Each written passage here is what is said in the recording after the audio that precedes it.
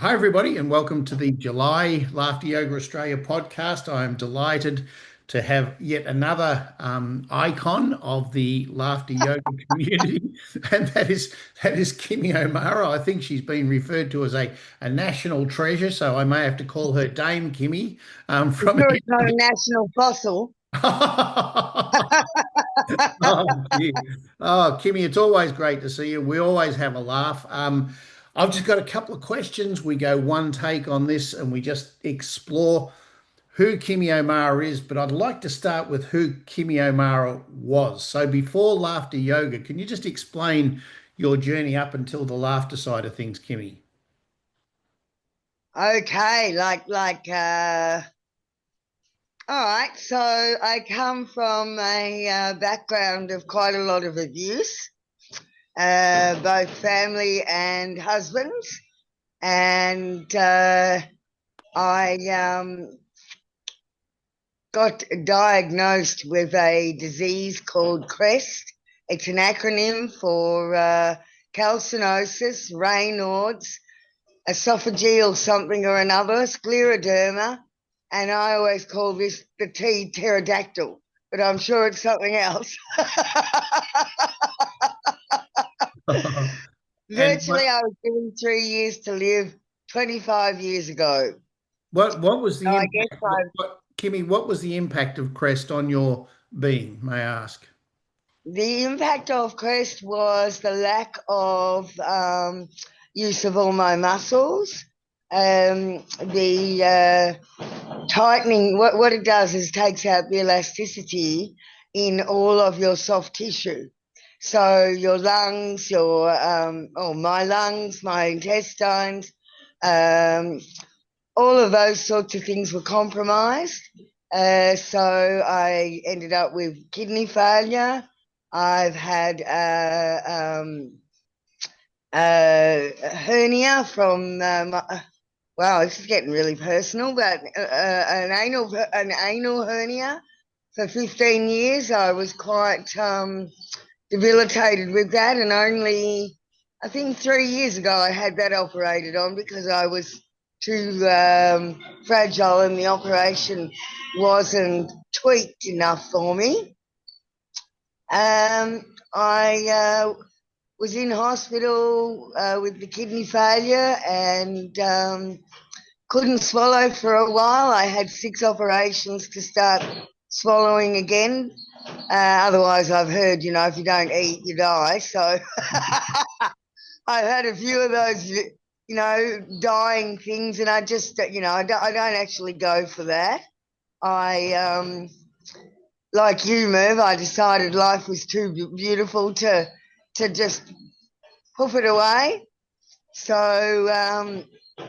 I got a 60 minutes, I think it was, that I heard they would did a laughter yoga segment, and that would have to be 2007, I think, 2008.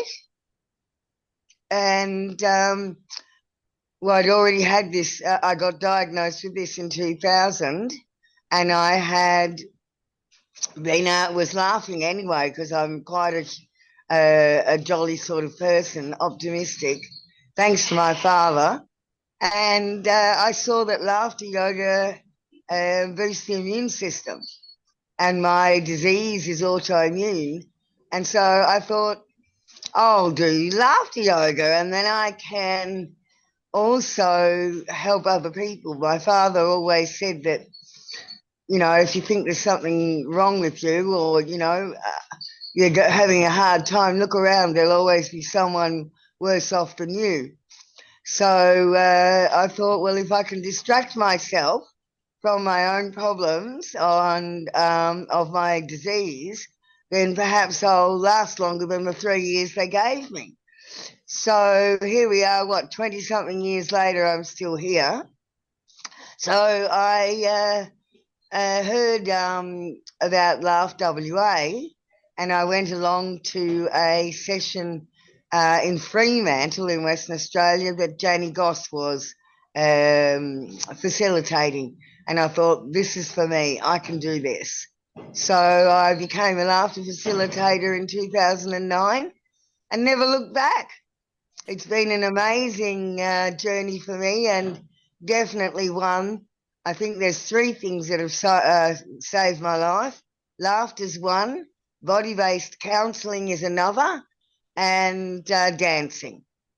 I So I'm aware of the laughter and the dancing. Just give us an explanation of the body-based. the body-based counselling, I went to Sophia College of counselling, and it has followed the philosophy of Rudolf Steiner. And Rudolf Steiner believes that undealt with trauma creates dis-ease in the body. And with all the background of my abuse, I thought, well, this is a good way to work it out. So I was 4 years in college doing this, and when I walked in, I was barely walking, and I signed up for the whole lot with them saying, "Don't you want to take it year by year?" And I said, "No, I'm projecting this amount of years that I'll still be here." So as I learned, the more that we look into our trauma, the more that we heal our trauma, the body has a beautiful way of healing itself. And nowadays, there's a lot about quantum physics and a lot of proof around the fact that positive thinking, positive actions, and positive perspective will create a positive environment for the body and the mind. So I feel that I'm living proof of that. I became an art therapist and a drama therapist there, which means using the body to release any of your dis-ease, any of your trauma. And to make sense of my trauma, well, I didn't really know I was going to do this yet, but I went on to think about my bucket list, which was going to see the gorillas in Rwanda. And being in my 30s when the genocide happened between the Hutus and the Tutsis, I was extremely disturbed and shocked that this went on in 94, which anyway is going on now in Gaza anyway. So we haven't learnt much as a human race. But so I thought, well, I'm going to take laughter yoga and my clay therapy to Rwanda after I'd seen the gorillas. And the genocide survivors just absolutely loved it because they didn't have to talk about what their trauma was and flood themselves and re-traumatize. They just made it in the clay.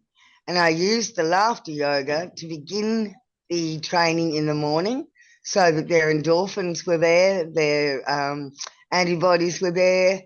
They were feeling let's say, at around 80% of their positivity rather than starting around 30% of no positivity. So we'd start in the morning with the laughter, we'd go into the trauma with them, with the clay, and then at lunchtime we'd do laughter again to boost them up for the afternoon. And then afterwards, before they went home, we did the laughter yoga. And I found that they were able to face with more empowerment the traumas because of the laughter yoga. So then I trained 70 psychologists and doctors the laughter yoga so that they could create a resilience for their people and carry it on. Over the years, I think about well, maybe 5 years after I'd been twice there, the Rotary Club, the International Rotary Club, decided to give me $57,000 to continue the training with genocide survivors, alongside the psychologists and doctors, so that there was a readily available modality for genocide survivors to seek in the next few years when the release of perpetrators was happening, and the government wanted to keep the peace and to help them integrate back together again in the same villages. So we chose the villages that were going to have integrations with the perpetrators, back with the survivors, to do the laughter yoga, creating a place where anger can't exist when you're laughing, negative thinking can't exist when you're laughing, and you are ready to meet somebody when you're laughing. It's much easier to laugh with somebody than it is to talk. So over the next 10 years, with Sam Habimana and Ernest Rukinga and a few other people, we did 15 villages in Rwanda to integrate laughter yoga into the villages for reconciliation. And last year I went back to see how that had been going, and I stood in the room with perpetrators and survivors laughing together and explaining to me by testimony how, from the perpetrator's side, some of them had been suicidal. They were so ashamed. They didn't know how to get back into society, and they said that the laughter yoga had, one, saved their lives, and two, allowed the platform for them to meet the survivors with forgiveness. So whilst I was in that room listening to the testimonies and, as I say, perpetrators and survivors holding hands and laughing together, I witnessed a miracle. I've got goosebumps now. I couldn't imagine the impact that laughter yoga had on these people was really, really true. And here it was in front of me being displayed and showed. And I don't know, I guess I felt so blessed that I was a laughter yoga facilitator and that I could do this for these people, and simply through something that is so underestimated, and that's laughing together with somebody. Oh, what do you want me to say? I, It's kind of blow away stuff, isn't it? It, I've it got. I still, I mean, that was in May last year, and I still, when I say it, like I'm telling you, I'm like, how could that even happen? But it did. It's the magic of laughter. Yeah, I really believe that it's in some ways predictable, but in other ways completely unpredictable and completely, I don't know what they say, like a something ball. What is it that like it's out of the ballpark. That's what I think I'm trying to say.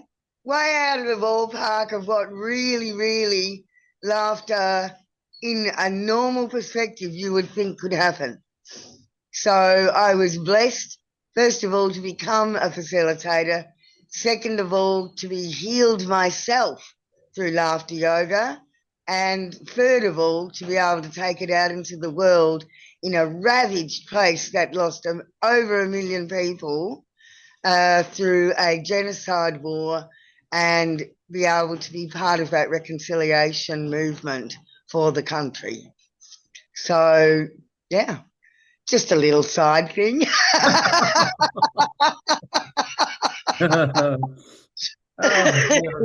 I wanted to stop you a dozen times, and I wanted to I write. bet you did. I can feel it. I wanted to write down a dozen questions. I was just enthralled by that story, so I did neither. But I do want to go back. I do want to go back because you talked about your dad saying, look around, there's somebody always worse off than you. I hear your personal story. I'm going, I can't imagine anything worse than that. Then I hear the Rwandan story and I go, I can't imagine anything worse than that.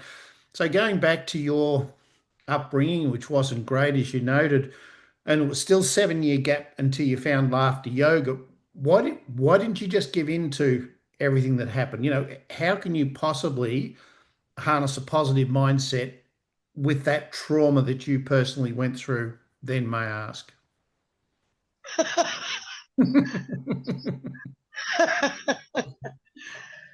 um, I can't actually pinpoint one thing, but I think my dad was an enormous influence in my life because of the abuse my mother set upon myself and my siblings. And he himself, so he was always positive. And when I was with my dad, I felt good all the time. And dad actually died of motor neuron disease. And I flew over to Melbourne to be with him in his last few weeks. And we did laughter together. And I also read him a lot of Dr. Zeus stories. And we had lots of jokes together. And, you know, I guess I really loved life. And even though I'd had a couple of suicide attempts way before I got ill, um, my dogs, I think, were one thing that always kept me going. In the midst of trying to do something to end it all, one of them would bark and I would go, oh my God, who's going to feed them? So I'd stop and get right on back on track again. So I think I was brought up by a very optimistic man who showed me the joys of life, and I just wasn't ready to let go of them. So before I met with laughter yoga, I danced. I realized when I was dancing, there was no pain, there was no falling over, there was no weakness. And I realized then that the brain, I guess, sticks itself to a story. And if you change the story, you change your life. So I danced every day. And even though I had been bedridden for a couple of months because my muscles wouldn't work, a friend of mine said, get your butt out of bed and come and dance. And that was about 18 months into the disease and realizing that I was supposed to only have another 18 months left. So I was very upset with him, actually, and thought, you don't understand how sick I am, and he said, get out of bed. So he put music on and I danced. And in that moment, I realized nothing else was there except dancing. So dancing began it. Then I did Sophia College because I had survived long enough. I started that in 2002. So after the dancing, I did that and released a lot of trauma from my body. And then I started looking into laughter yoga. So it kind of happened in 3 steps. And then the icing on the cake was sharing it with people in Rwanda and seeing how people who had seen their children massacred, their wives, their husbands, their brothers, and their sisters could actually laugh and move through this, made me realize this is something the people of the world need to know about. And I'm such an advocate for it because I've seen the reality of what it can do in probably one of the most ravaged countries in the world. So I think people should take laughter seriously. Another another thing that you mentioned, and it took me back to that day, was you saw laughter yoga on 60 Minutes. And I was actually a part of that with Dr. Kataria. We were holding our conference in the Adelaide Hills. And I got a phone call from the production manager of 60 Minutes saying, are you those crazy, wacky people that laugh in the I'm going, well, I don't like to think of ourselves as that way, but yes, that's probably us. and he said, we'd like to send a film crew, to do a quick shoot with you. I said, that'd be great. So he sent the production crew over. Charles Woolley was the journalist, Yeah. quite a notable journalist. And they said, look, we won't take long. We'll only be here for a short period of time. And they were there all day. They were just gobsmacked with what we were doing and how we were doing it. They interviewed everybody. They got involved in the laughter session that we did. And I'll never forget when the episode came out or the segment came out. Charles Woolley was in pursuit of happiness. That was the segment, what it was called, In Pursuit of Happiness. And you never know exactly how they're going to edit it and what Yeah. they're going to say about you. You really are in their hands. So I was watching with great trepidation, thinking, oh my goodness, are we going to be portrayed as those crazy people in the park? And essentially, we were. They wanted light, they wanted color, they wanted action, they wanted lots of ha ha ha's and that sort of thing. So they opened up with us doing what we do, and it all looked quite unusual. And then he traveled the world in pursuit of happiness. And Goldie Hawn was one of the people that Oh, he I love Goldie that Hawn, yeah. he interviewed, and people from all around the world. And the segment finished, and I'll try to quote this word for word. The segment finished with Charles Woolley saying, I traveled the world in pursuit of happiness, but I was never happier than when I was with those crazy people in the Adelaide Hills. I'm going, oh, I'm going, that is awesome. That is awesome. Absolutely. And it gave us such credibility that you can be Yeah. a little bit crazy to be happy. Sometimes we've got to be crazy to be happy, I think. And I never knew that that was the catalyst for you picking up on laughter yoga. So that Yeah. makes it all the more significant. It's So, incredible, getting, isn't it?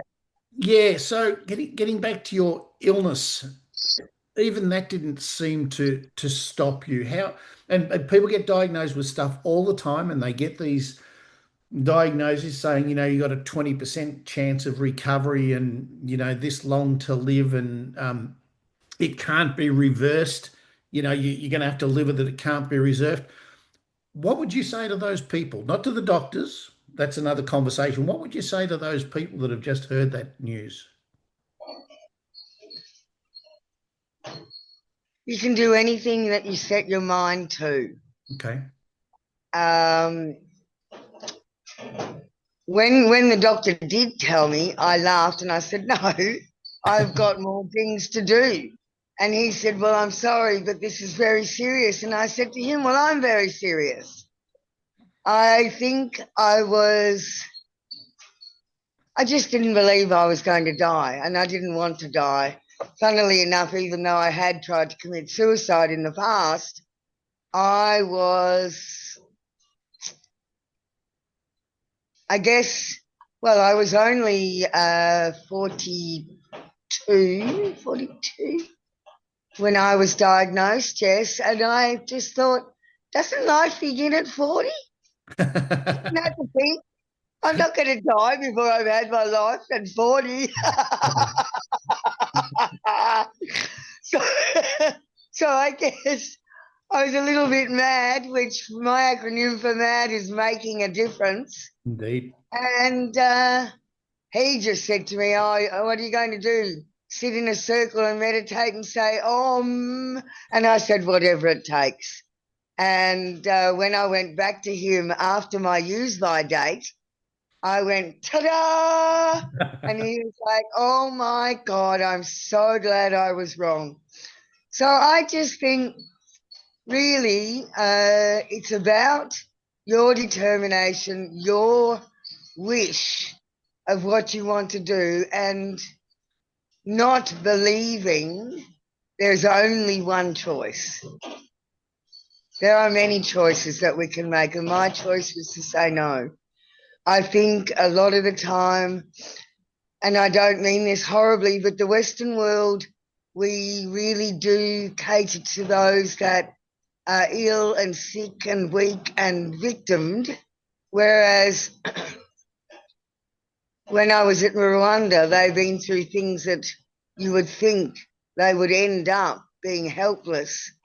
but they're not. And I think that as Westerners, we are rewarded for our illness in ways where we get pensions, we get carers, we get helpers, we get lots of things that help us stay sick. And we hand our power over to those carers and to those doctors and just become a puppet to what they have said rather than to say, no, I'm not doing that. I've got stuff to do. So I think it's a combination. And look, I'm not taking it away from any people with lots of illnesses, but I do know walking in the area of people that have been given death sentences, there's many of them that have turned them away. So it's possible. So I would tell them, believe in a different reality and follow that reality. And it really does depend on the actual individual, because I have, as a counsellor, I have said this to many people, and I can actually tell those who are going to get through and those who are not. And I think the simple difference of that is the determination and the perspective that that individual holds. One thing that I do believe in, that not to make an illness or a disease your enemy, but to make it your friend and find out what it's telling you. What is it trying to message you? The body tells you, just in a simple thing, if you've been running around and doing things too hard, you'll get a cold, and that drops you. You'll have to take a rest. You might feel horrible for the cold, but when it's gone, you feel on top of the world again. So the body has ways of talking to you. We just aren't taught to listen in this world. We're taught to listen to the doctors, but I've also, the crest caused me to have a stroke. What is it now? 4 years ago. And I was in a wheelchair for 9 months, and it was doubtful that I would walk or anything again. And I had I had been practicing the fact that this from college, that disease is undealt with trauma. And I think you might know the name of this book, but it's the you can change the neuro pathways in your brain. And I knew that, and the doctors gave me a book when I had the stroke and said, read this, and it was about changing the neural pathways. And I read a chapter, and when they came back in, I said, I've already been doing this. I just imagine myself well and healthy and laughing and doing that. I don't need this book. And they always think I'm quite I don't know, like you say, a bit of a weirdo. So they were like, oh, yeah. So again, I went back and I showed them, and I walk in to Fiona Stanley Hospital and visit them, and they're just incredulous at the progress. And part of that, I've used the quantum physics with the laughter, and chose a photo of myself where I was vibrant and alive and walking around and on a dance floor. And what I would do is shut my eyes, I'm still doing it, take some breath in, put myself in the gesture of what's in that photo, and then take a step towards being inside that. And that has been amazing. As I say, I've been back to Africa.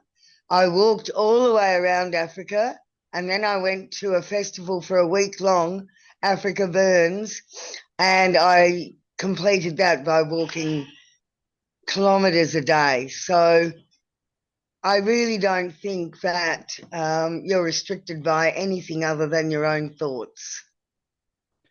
If I didn't know you the way that I did, and I was hearing this, I'd be going, that's bullshit. Yes, But I know.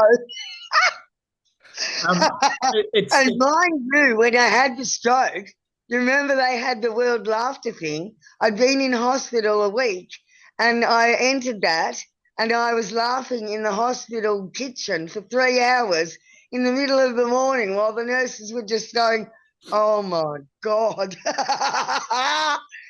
And yeah, I know lots of people think it's bullshit, but luckily I've got friends and family around me to witness the change, witness what's done. So no matter who calls out BS, there is so much proof to prove otherwise. I'm working with Bolton University in the UK presently, and the professor in charge of the team, Professor Jerome Carson, talked to me and he said, Merv, you've got 20 years of stories. He said, you've got your own story. He said, you've got 20 years of other stories. He said, this is how we've communicated since the world began, through stories and Yeah, storytelling. He said, I know we focus on the data and the research, but he said it's these stories that are not just not just important, but impactful on other people that are sitting there going, I've given up, but here's someone who didn't. Kimmy, it's been amazing. This could go on for hours. I I, know. I only have one question to finish this amazing podcast with, and thank you for your time. You're always so generous, and My that story pleasure. is amazing. I only have I one just more that question. I've got a talking disease. I, I, I only have one question to finish with, and it's the question that's on everyone's lips. What's with the sheep? My baby sheep, I'll get you a bit closer. Can you see? Yeah, yeah, yeah. What's with the sheep? I think I'm on a crusade now to prove that sheep aren't dumb and that they're gorgeous little things. They're full of innocence and love. And I believe that keeping yourself well is being able to pour love into something and receive love. And so I don't have a partner, I don't have children. Any animals that need love, I've got plenty of love to give them. And each one that comes to me ends up getting me betterer and betterer and betterer. So this is my Dr. Bartholomew. And he's doing amazing work within 24 hours. I'm running around doing the housework in 10 minutes instead of 2 hours.